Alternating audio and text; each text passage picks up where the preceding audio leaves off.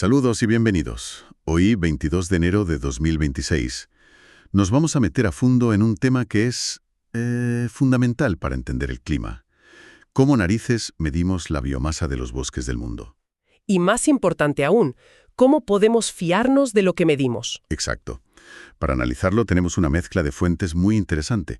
Por un lado, un protocolo técnico del Comité de Satélites de Observación de la Tierra, el CEOS. Que es básicamente el manual de instrucciones de cómo hacer esto bien. Luego algo mucho más práctico, la transcripción de un tutorial de YouTube sobre cómo una persona podría intentar calcular el carbono que almacena un solo árbol.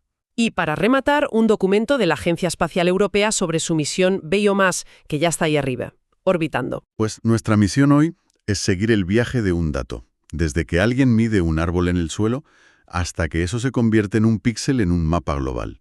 Y vamos a ver por qué es tan increíblemente complejo. Pues empecemos por el principio.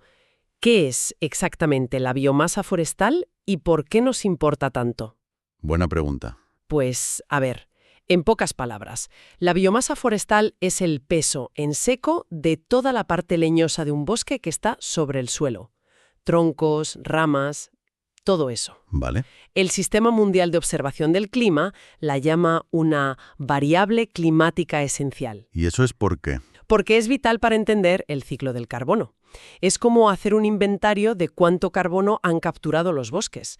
Y eso es clave para programas de la ONU como REDD+ o para los Objetivos de Desarrollo Sostenible. Un inventario de carbono. Suena a contabilidad, pero me da que no es tan sencillo como contar cajas en un almacén. Para nada. De hecho, el tutorial de YouTube menciona de pasada el método más directo, el método destructivo. Sí, el método destructivo. Suena fatal, y bueno, lo es. ¿En qué consiste? Consiste en talar los árboles, cortarlos en trozos y pesarlos. Es el método más preciso que existe, la verdad absoluta, por así decirlo. Pero, claro, Pero es obvio que no podemos ir talando la Amazonia para ver cuánta biomasa tiene. Sería una locura. Así que todo, absolutamente todo en este campo se basa en estimaciones.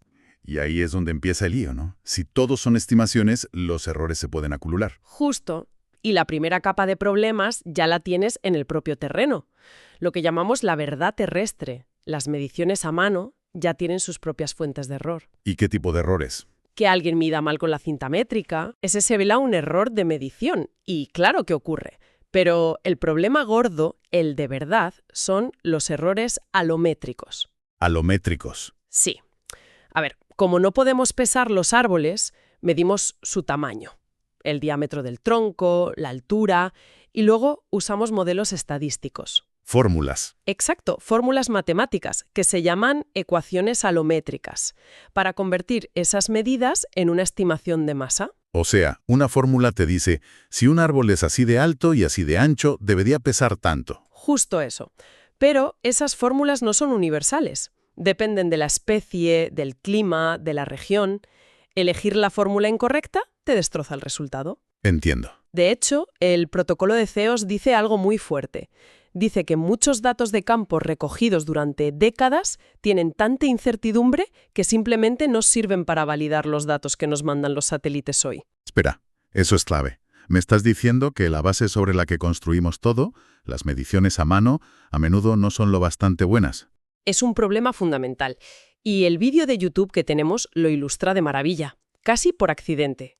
¿Ah, sí? Cuéntame. El autor usa datos LIDAR para saber la altura de un árbol y a partir de ahí, con una fórmula de un tal Chave, calcula la biomasa. ¿Vale? ¿Hasta ahí bien? El problema, y él mismo lo admite, es que está usando valores de densidad de madera de árboles de África o Asia, Para un árbol en Europa. para un alcornoque en el sur de Europa.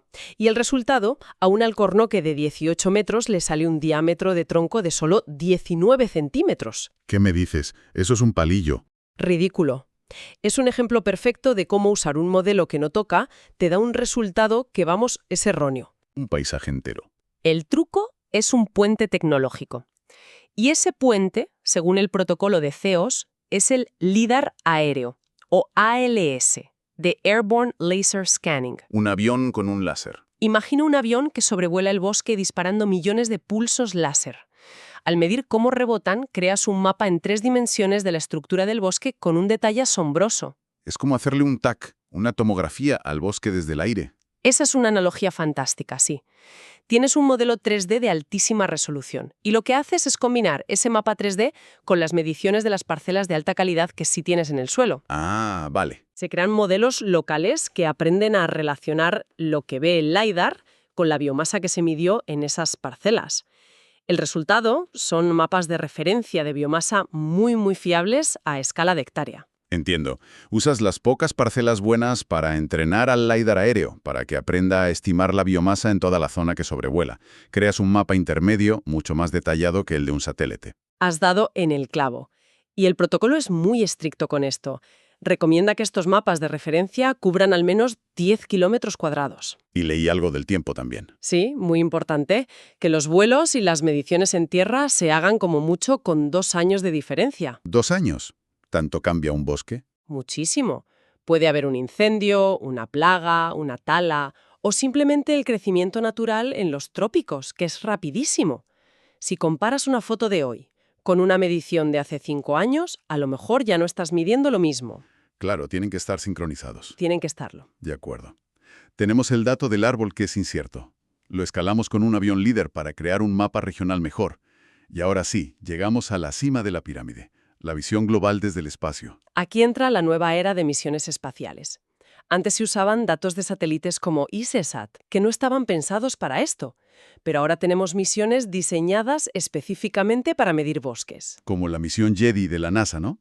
JEDI, la misión NISAR, que es una colaboración entre NASA e India, y por supuesto la joya de la corona europea, la misión Biomass de la ESA, lanzada en abril de 2025. El documento de Biomass es fascinante. Dice que es la primera misión que va a mapear la biomasa global con un radar de banda P.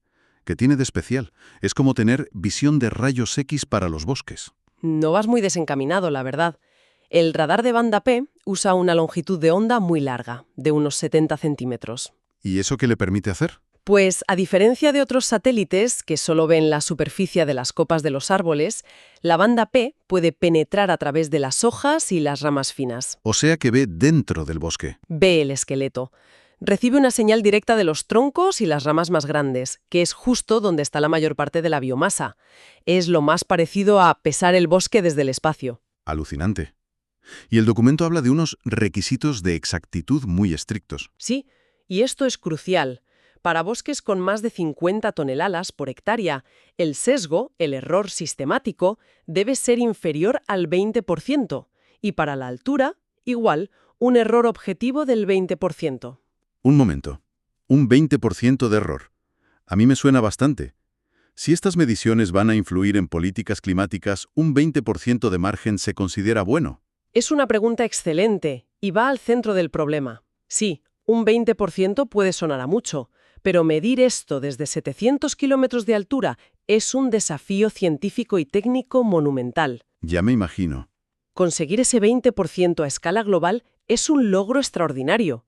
Bajar de ahí choca con las leyes de la física y con la increíble variedad de los bosques del planeta. Ese 20% es el equilibrio entre lo posible y lo que es útil para la ciencia. Entendido.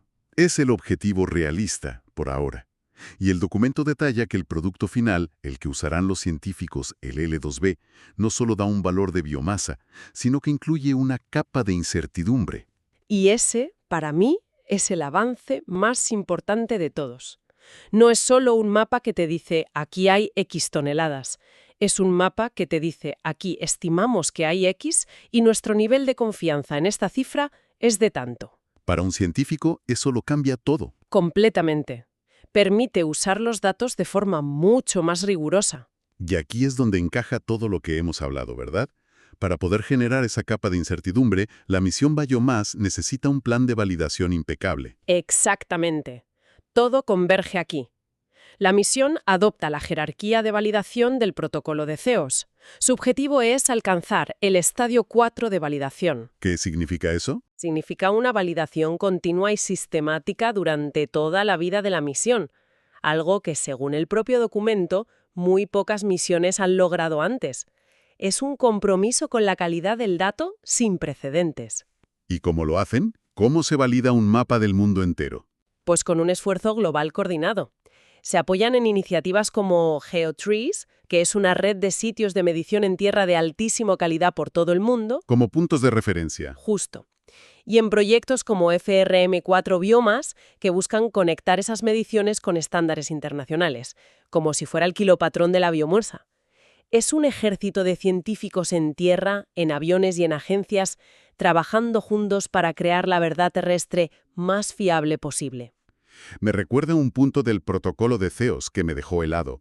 Mencionaba un caso de 2 mapas de biomasa de los trópicos muy famosos que daban resultados muy diferentes. Estando hechos con los mismos datos de satélite.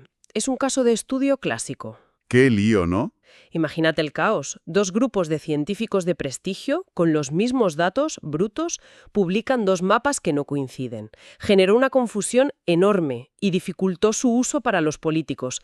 ¿Qué mapa usas para decidir tus políticas sobre deforestación? ¿El optimista o el pesimista? Una pesadilla. Así que la misión de Biomask, con su enfoque en la transparencia y la validación, busca que eso no vuelva a pasar. Ese es el objetivo final. Que cuando alguien vea un píxel en el mapa de Biomass, no solo vea un número, sino que entienda de dónde viene, cómo se ha validado y cuál es su incertidumbre. Esa confianza en el dato lo es todo. Y lo más emocionante es que no hablamos de algo futuro. A día de hoy, 22 de enero de 2026, la misión ya lleva unos meses en órbita.